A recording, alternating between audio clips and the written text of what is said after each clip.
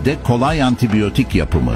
Hazırlamak için ihtiyacınız olan malzemeler: 1 adet kuru soğan ve 2 yemek kaşığı bal.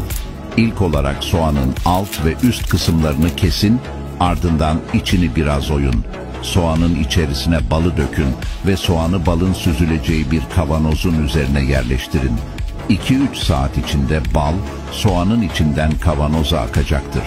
Sabahları aç karnına bir tatlı kaşığı tüketebilirsiniz.